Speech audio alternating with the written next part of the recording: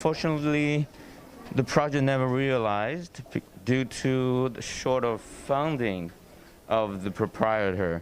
But this project marks a great beginning for her. You know, she started her architecture practice in 1972 and established her own firm after a probably 2-year stint at OMA, the architecture firm by Ram Koolhaas, her professor at Architecture Association, a very famous architectural school in London.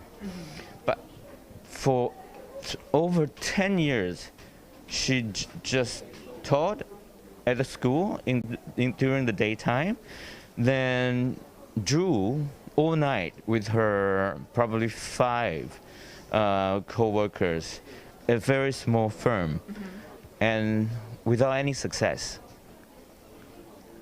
Drew every line, all kinds of projects, submitted to every kind of bidding, trying to win a commission, but for 10 years, no success at all. Every legend has its dark time. Yes, and during these 10 years, she just taught and worked.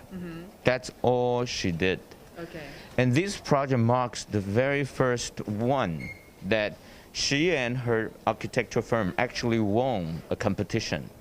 So they won this commission for the Hong Kong Peak Leisure Club. This marked a watershed. We kind of like this is a change of her fortunes. After this project, after this win, her career changed. Okay, and it's interesting that when you set the exhibition, when the curator set this exhibition, putting on the other side of this piece is actually a very big poster and saying Zaha Hadid and China. Yes, because we think Zaha Hadid, China is the land of opportunities for Zaha Hadid. And a lot of her novel ideas, inspiration, simply couldn't find even more welcome hands in China. Yes, let the cameraman to see some of the photos for our show, and then let the audience to see some of the photos on the poster. She has so many projects in China. Yes, and I can tell that many visitors are coming to see the exhibition over the last few weeks. Yeah, this exhibition got very warm reception from the Shanghai visitors. Even during the pandemic, I think thanks to the very great management of the situation, people still can live a normal life, and we can still open the museum and the exhibition to general public. Yes. Well, now we are going further down to the exhibition side, and on my left-hand side, that's the photo art pieces of Zaha, and on my right-hand side, that's some of the famous models of her architectures. Yes, this exhibition is spanning 40 years of the architectural firm's career. So we have more than 260 pieces of exhibits, including models, photos, videos, VR experiences. The models, there are more than 114. I think I will show you first the photographer. The photographer is a very famous architectural photographer called Hélène Binet from France. She is the official photographer for Zaha Hadid, working with her from the very beginning, from the very project that Zaha Hadid built. She is very good. Hélène Binet is very good at capturing all the nuances, tenderness, and tension of Zaha Hadid's design through the light and shadow and the lines and the curves. Yeah. It looks like a conversation between human beings and the nature and the work they've done. Yes, and this goes back to the original inspiration for Zaha Hadid. For example, the Hong Kong Peak Leisure Club we just saw, the inspiration comes from the mountain in Hong Kong. She wants to capture the agility, the lightness of the mountainside of Hong Kong. And we can see here, over there, we see the first project in China that Zaha finished. And it's also a very close to the nature. Let's come over here. Okay. I've seen some interesting features on this architecture. Actually, there are some of the holes on the wall. You got a very discerning eye. As I said, the museum used to be a coal depot, so you see this irregular shape. It's the original funnel of the coal house. On the ground floor, you can see the opening of the funnels. Here, you see the facade of the funnels. But we retain all the historical traces and memories of the building. So you can see this concrete facade. We keep it untouched. But the museum, the idea is to build new structures wrapping around the old structures. So we could have more space for exhibition, but also keep the historical memories intact. Yes. So in every exhibition, it's a dialogue between the exhibition and the original spirit of the coal depot. Yes. And also, at the same time, you're showing the texture of the city of this building. Yes, I think within the texture, memories are so important to every city, to every people living here. And it's better to retain them, enhance them, instead of just erase them. Yes. Okay. This is the work you were talking about. This is the first project being finished in China, the Guangzhou Opera House. As you can see, the idea is also coming from the nature, because the site is right by the Zhujiang River. And Zaha got her idea from the pebbles in the river. So the opera house looks like two giant pebbles. We would call it twin border. Two big rocks reflecting the pebbles by the river's front. So one black, one white. The black one hosting a big opera house. The white one hosting smaller auditorium for experimental theater. So the two, black and white, big and small, and with the facade, you see like chipped pebble surface washed by the river. Yes. And it's kind of like her echo, her gifts to the Zhujiang River and to the Guangzhou city. Yeah. In another word, Zhujiang River is the muse of Zaha. Yes. You can see a lot of her architectural forms. Some people say it looks a bit like from Mars, a little bit alien, from out of the space. But actually, her ideas coming from nature. If you take a closer look at nature, whether insects or even a plant, a flower, you will see all these organic forms and lines. But how to translate and how to transport this natural inspiration into actual building project, that's her genius and her firm's research efforts. Yes. Because in this exhibition, it's divided roughly in three parts. One is architecture. Her big architectural projects, we divided them into 7 sections by theme. For example, this section is for cultural buildings. And the next section is for mixed-use building. And you're coming up, there are other 4 categories, like high-rise, sports, transport hub, headquarters, even bigger to a urban master planning. This is the organization of the architectural part, but the firm and Zaha herself aiming to design all scale, from big to small. She thinks design doesn't have to be confined into one volume, one size, one scale. Yes. So the second part of the exhibition is about their industrial design, everything that's at human scale. Yeah. They call it Zaha design.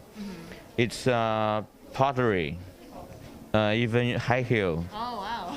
furniture, that's human scale. Yeah.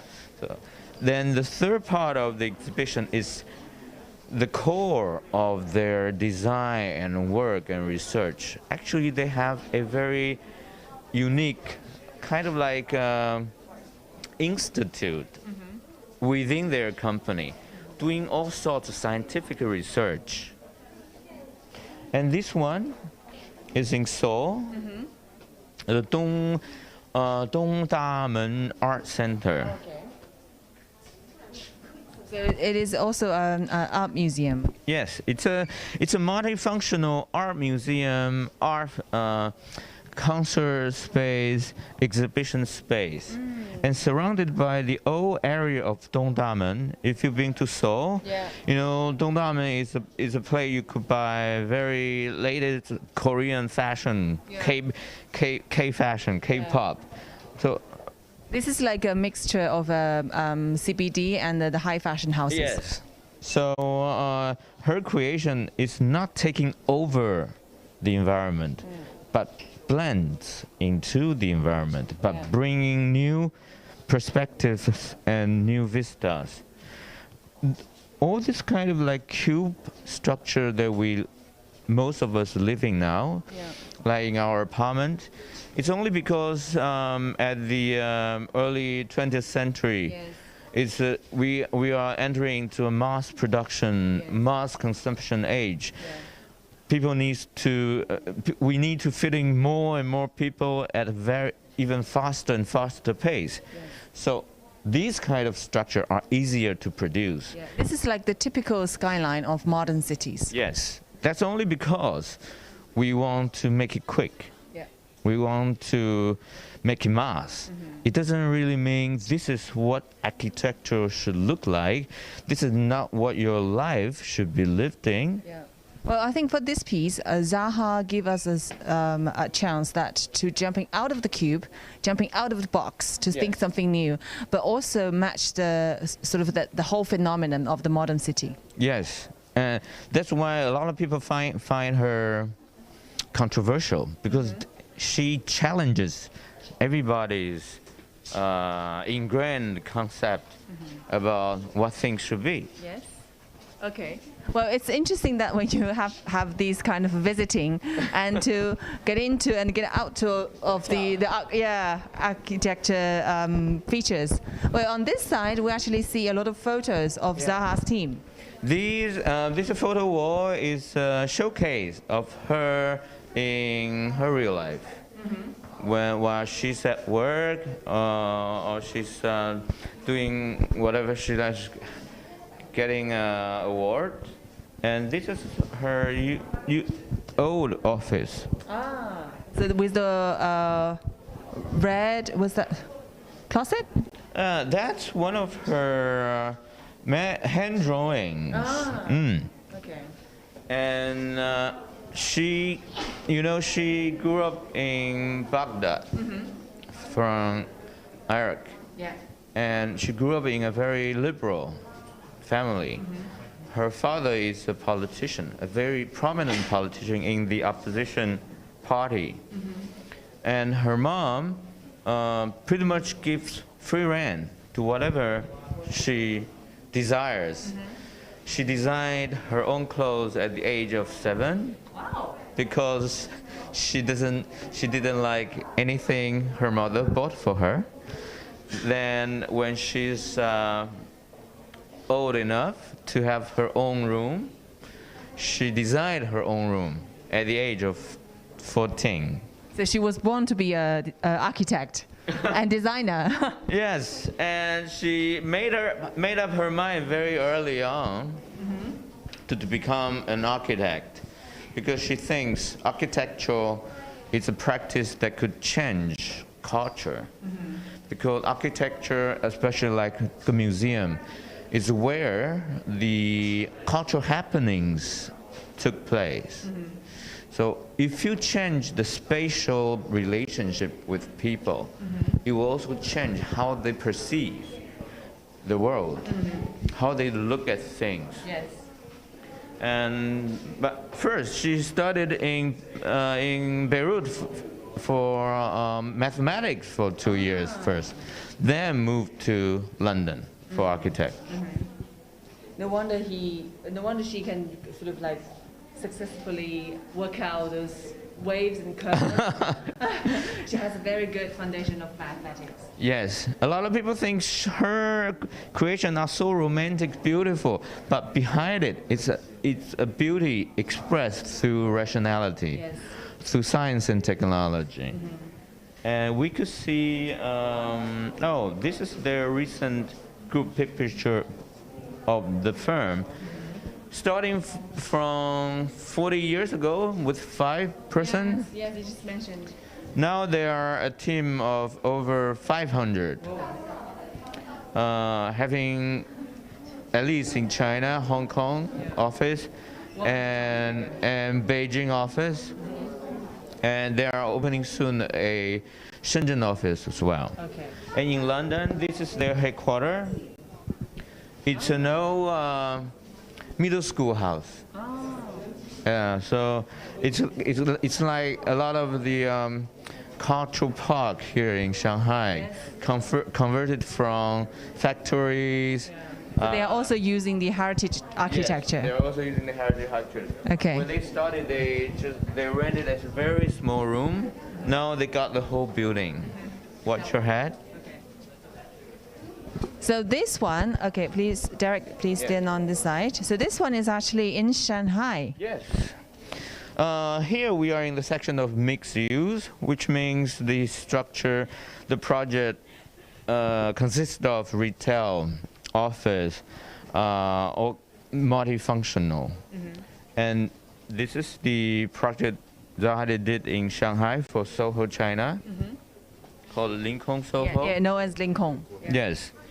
Right by the transport hub of Hongqiao. Yeah, it's very close to the Hongqiao International Airport. So Yes. when you actually taking flight, you can actually see up on the Lincoln, Yes. just like this kind of view. Yes. And then, Eerie of yeah, it. you will be impressed by the architecture style, and then also you will be impressed by Zaha's work. Yes.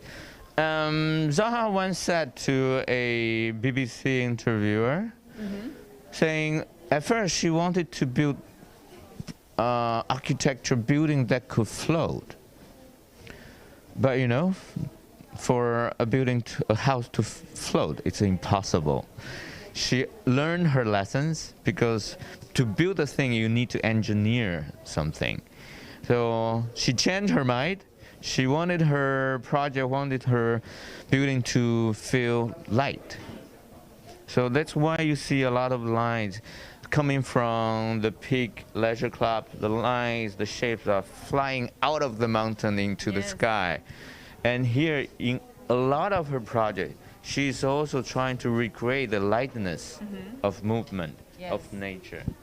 And this is their first collaborations between Zaha the architects and SOHO China, called银河SOHO, Galaxies SOHO in Beijing. Oh, okay. It's right by the second ring road. As you know, the second ring road is where the Beijing city wall used to be. Yes. So when they have this project, they want to echo the historical background of the site, and also create a new concept, new courtyard for the Beijing public. So you can see by this side, this is the ring road. So on this facade, it looks like solid wall. Yeah.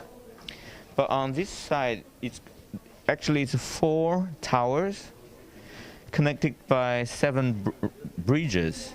But within, there's a central courtyard, a little bit like the Beijing courtyard house. But it's, 四合院. yes, 四合院. But it's open to the public. So you create a new form, new dynamics of courtyard concept. And the shapes, you might think, oh, it looks very beautiful. It's kind of something aesthetics. You might think they have the shape first, Yes. then they build it. But actually, no. All this shape, all these curves comes from calculations. They want to have every unit be full of light during any hour of the day. So they will calculate how the light interplay with every facade. So not one unit is dark. Yeah. So you could share some of the day sunshine during some time of the day. That's how the curves come from. But eventually it looks like being eroded by water or by wind. Yeah, it also matches the name of the architecture, Galaxy. Galaxy. Yes. Yes. With always shine in your life. Yes. Full of shine. Yeah, let's go this side. And this is another project with Soho China called Nanjing SOHO. Yeah, so Zaha did a lot of collaboration with Soho. Yes, especially in mixed-use building. So this is the connection between her and China. I would think the longest and biggest. Okay, let's move on to the further side. Let's move on to another section Yes. of the exhibition. The exhibition goes for 2 floors, not including the ground floor. Yep. So we are slowly progressing, moving up to the upper floor. Okay, it is not easy to actually build such a wonderful architecture No. exhibition. You must pay you must pay a lot of work. Yes, because we got so many exhibits, we have so much information we wanted to share. And a lot of visitors coming back with very positive feedback, but saying that it's just too much information. Some people spend up to 3 hours just take a full tour of the exhibition, but we are happy with that. And this one is the Nanjing International Youth Center. So you see the mixed use combining twin towers, then a organic form. You can see the texture on the facade. Yeah. You see these curves and the density and the configuration of the lines. It looks like the architecture can breathe. Yes, and this also coming from calculation, from computing technologies. It's not just looking good to your eye. There is a scientific and engineering support behind it. Yeah. We will see Everything that, based on the mathematics. Yes. Okay, let's move on. Well, it's quite challenging for our cameraman for this live show because he actually worked backwards. Okay, let's move on to the upfloor, right? Yes. Okay. Let's go on this side. Yeah, actually, we can see by following us, you can see in front of us a lot of visitors coming to visit this exhibition. And then while you were actually introducing the exhibition, a lot of people will just follow us. I tried to catch the key introduction by the director of the museum. That happens a lot of times. Yeah. We are really grateful for the Shanghai visitors They are so full of curiosity, and they wanted to know everything. That's what makes this exhibition a success. At first we were a little bit worried. This exhibition, would it be too mind-boggling? But that's a good word. But actually, they like it. Yes. Yeah, because every one of us actually living in the architecture. Yes. And then Zaha is such a talented genius in the architecture world. So we would love to discover more, to find out the close-up shot of her work. And now we are climbing up to the 3rd floor. And this is our iconic structure to the museum. Yes. It's a winding staircase. Yeah, if the cameraman can look down, we can actually see the highlight of this museum. You could look down and look up. I think this is a great place to have Zaha's exhibition. Yeah, a lot of influencers are taking pictures here. Snapshot, hot place. So on the 3rd floor, we will see some of the industrial design of Zaha. We will see many of them. But first, we will continue with the architectural sections. Over here. Okay. Here, as an exhibition design, you go to an exhibition, it's like taking a tour. So there are some places very intensive, but there are some places we want you to relax and enjoy. Because the exhibition and museums, our mission is to open up your senses to create new experience for you. So here is the video presentation of the images and projects by Zaha the architect. So you could have a look and just relax, let your mind To indulge into her work. Yourself into the world. So there's something very cerebral, but a lot of things we want you to feel, to be inspired. No, we don't want to teach you. Yes. Just to feel the language behind the architecture of Zaha. Yes. Here we are at the high-rise projects. There are so many of them, but there's this one. Okay, well, I will let the cameraman to film some of the photos on the wall, and then some of the models, some of the exhibitors on this floor. Because I think I want to highlight one high-rise and latest collaboration between Zaha and SOHO China called Lize SOHO. Let's go inside the funnels. On your right.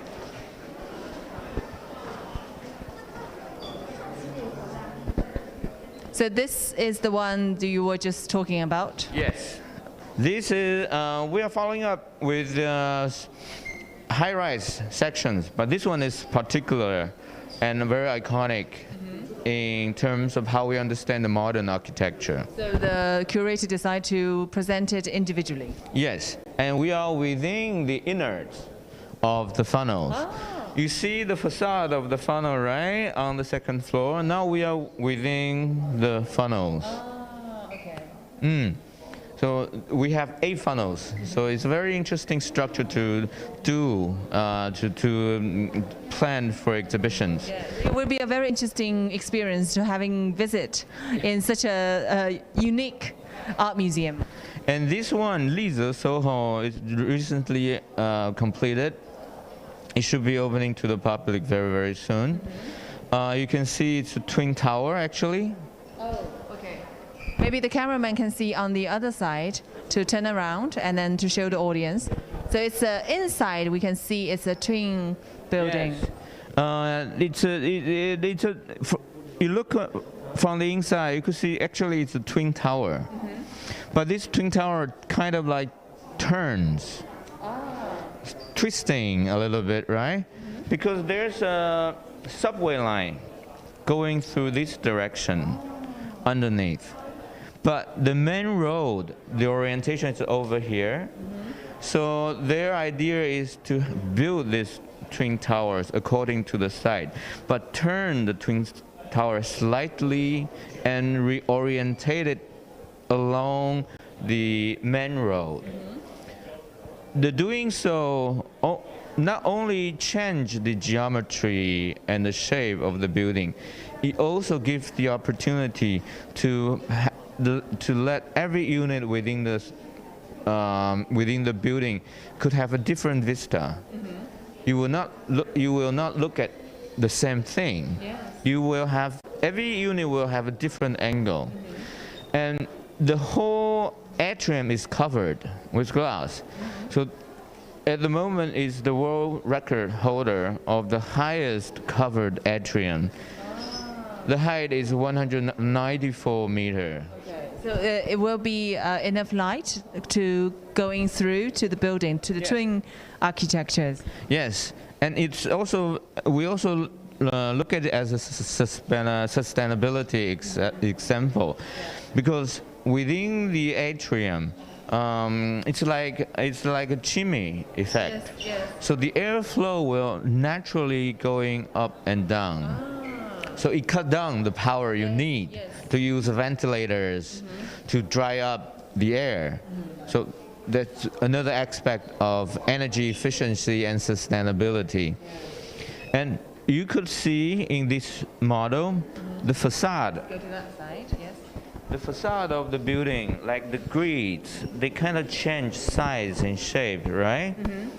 Because the modern building, not like the historical buildings, they, due to the calculation and the study of geometry and forms, all the weight is not distributed through the columns within the structure. It's all distributed outside at the facade. We call it exoskeleton.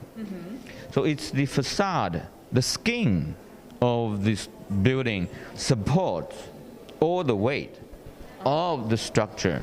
So you don't need any column within. Wow. That's fascinating. It's a fascinating technique. At the third part of the exhibition, you will see a lot of their experimentation on shape and form. Let's go on. That's why you can have this kind of exoskeleton. It supports the whole weight of the building and it sustains the wing. But you don't need any column within. So you can maximally utilize the inner space of the building. There's no wasted. Yes. Okay, so this one is called ZH Social. This one is called ZH Social and ZH AI.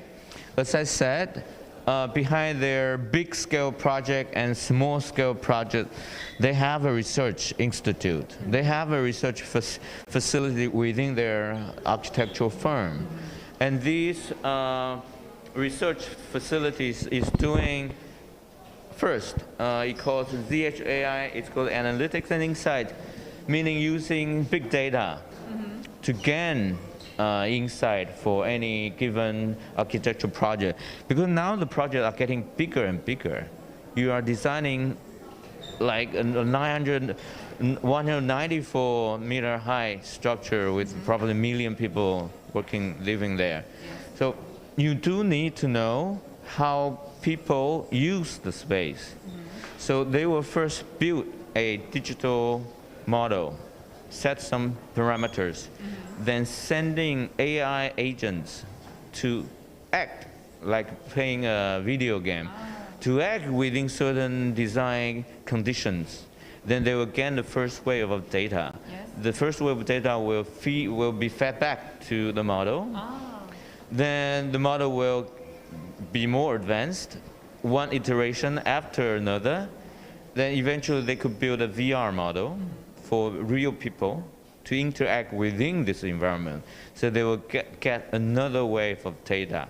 All this data and this modeling using real person and the AI agent will come into their design insights. And they're also using ZH Social to learn how people interact. For example, you design an office. Yeah. How people will use or go to any corner of the office. We can see the office structure is changing all the time. Layout, the segmentation, the seating plan, how these changes will affect people's usage of them, people's interaction within the space, within the layout. That's what they are trying to do. Okay.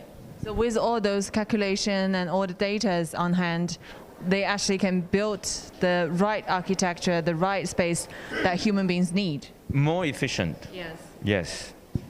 Okay, so this is the part we just mentioned about, or you just mentioned about, is the industrial design section. It's called ZH Zaha de design. It's focusing on human scale design. So all the things that human can use, like pottery, chair, high heels, sofa, furniture. They design everything. Yes. Lighting.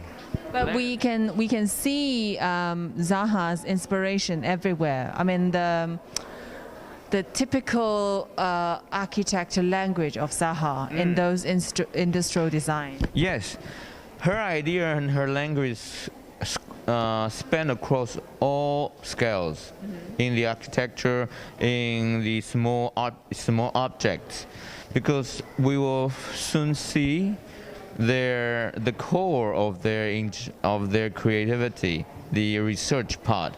You could see a lot of shape, a lot of form being experimented before they being put into real world application. Yes. Well, this part actually is my favorite. Yeah, because this has you. This gives you sort of a lot of possibilities to decorate your life. Yes. And the lighting, the lamps, and the B&B sofa, they are all already iconic and classics. Yeah. And here, they have worked with one of China's optics glasses brand called The Owner here. Oh, okay. This is China's local brand. I think they are very, very innovative here. Oh, it's eyewear. The brand is called The Owner. It's a totally Chinese brand. Very young, very talented. They talked to Zaha de design for over 3 years and and finally realized this project. So there are custom-made eyeglasses.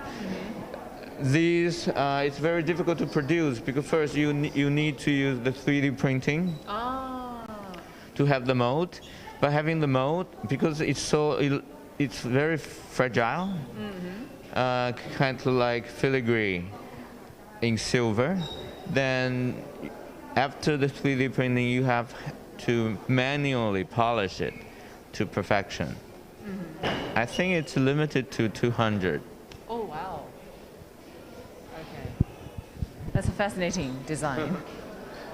And on the wall, you can see, because unfortunately, we cannot display every project she and her team ever collaborated. Okay. So let our cameraman pan from the left side. That's from 1985. Yes. List. Yeah, and let's see the whole sort of the collaboration Zaha did in terms of the industrial design.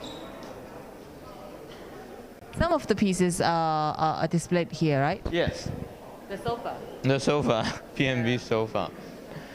So you can see how far her imagination could go. Yes. And you will be amazed how many projects she had done. Let's come to this VR room. Okay. So this is the interact space with Yes. visitors and Zaha's work. And in this room, for the exhibition, we opened up the floor carpeting. So you could see originally all floor are covered with glass. So you could see through the structure of the funnel. So you can see, that's the opening to the ground floor. Okay, so that's the coffee booth. Yes, Okay. that's our playground cafe. And this is the innards of the core house funnels. We keep every detail, historical detail intact. So you can see the piping. Yes. So this is a conversation between the Chinese heritage building with Zaha's artworks. Yes. And here you could experience 4 of their VR projects.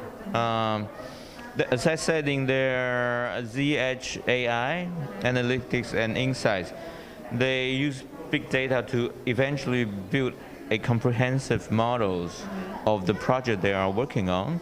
So one, it could be experienced by the clients. Yes. 2, it could be trial and error, tested before the actual building.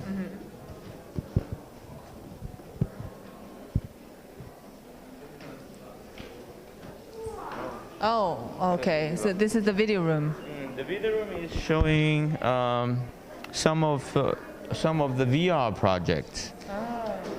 So even without the VR devices, you can actually see the videos in this video room. But if experience could give you a really immersive experience of the environment. And here you could see she designs from the outside to the inside, the interiors also. And it does attract a lot of visitors to go in and then see her work and then come back and to see the real industrial design displayed in this museum. Yes, we hope that this kind of interplay, dialogues, will create some impressions or fresh ideas for the audience, for the visitors. Yes. Well, for this time, we're actually having with us is the Derek Yu, the head of Modern Art Museum Shanghai, and we are very happy to visit the Zaha Hadid close-up exhibition here in Shanghai. Thank you.